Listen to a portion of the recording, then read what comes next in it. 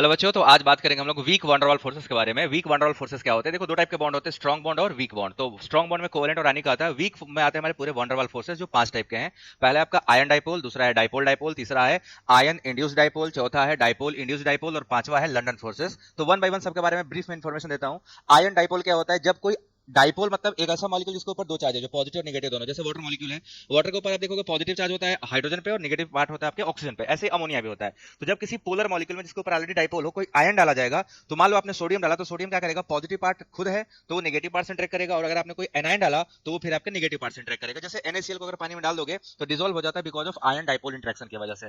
सो दूसरा फोर्स हमारा बेटा डाइपोल डाइपोल। अब डाइपोल डाइपोल मतलब दो वाटर मॉलिक्यूल आपस में क्या करते हैं? हाइड्रोजन बॉन्ड बनाते हैं। ये जो हाइड्रोजन बॉन्डिंग का कॉन्सेप्ट है कहां से है? डाइपोल डाइपोल से आया है। मतलब एक डाइपोल दूसरे डाइपोल से इंटरेक्ट करेगा, एक डाइपोल का पॉजिटिव पार्ट दूसरे डाइपोल का नेगेटिव पार्ट, ये दोनों आपस में क्या करते हैं? इंटरेक्ट करते हैं। तो इसको हम बोलते हैं डाइपोल डाइपोल। इसका एग्जांपल है वाटर मॉलिक्यूल आपस में, अमोनिया मॉलिक्यूल आपस में, तो डाइपोल डाइपोल होता है। तीसरा होता है ion induced dipole. Ion induced dipole का मतलब क्या होता है बच्चों? एक मॉलिक्यूल होगा जो नॉन पोलर होगा और एक आयन उसमें डाला जाएगा। तो जैसे आप कोई आयन को डालते हो, आयन क्योंकि पोलर है उसके ऊपर चार्ज होगा पॉजिटिव या नेगेटिव, और जो मॉलिक्यूल है वो नॉन पोलर है, ये उसके अंदर पोलैरिटी को इंड्यूस कर देता है। तो जैसे हमारे पास है I3- का फॉर्मेशन।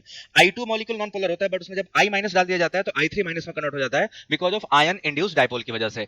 और नेक्स्ट पार्ट है हमारा, जो अगला हमारा चौथा फोर्स है, उस फोर्स को बोलते हैं लोग डाइपोल इंड्यूस्ड डाइपोल। मतलब एक ऐसा मॉलिक्यूल जो खुद पोलर ना हो, बट ऐसे मॉलिक्यूल के अंदर जिसके पास डाइपोल हो। जैसे पानी में क्लोरीन मॉलिक्यूल डाल दो, क्लोरीन मॉलिक्यूल खुद क्या है? नॉन पोलर है, बट उसमें वाटर डालोगे तो उसके अंदर पोलैरिटी आएगी। पोलैरिटी कहां से आई?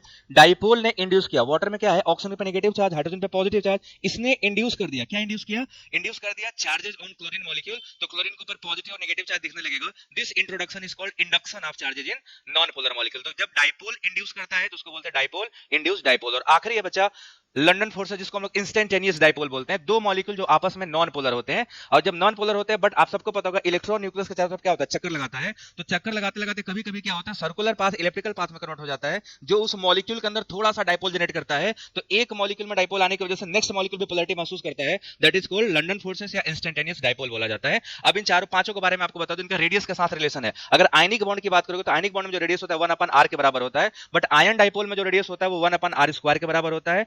डाइपोल डाइपोल में 1/r क्यूब के बराबर होता है। आप जब नेक्स्ट में जाओगे आयन इंड्यूस्ड डाइपोल, तो वहां पे 1/r4 हो जाएगा। जबकि आप नेक्स्ट जाओगे डाइपोल इंड्यूस्ड डाइपोल, तो वहां पे r6 हो जाता है, 1/r6। और डिस्पर्सन फोर्सेस या बोल सकते हैं उसी को लंदन फोर्सेस में, तो वहां पे 1/r6 के पावर होता है, 1/r6। ये आप ध्यान रखिएगा, बहुत इंपॉर्टेंट है। Thank you so much. अगले लेक्चर में मिलेगा।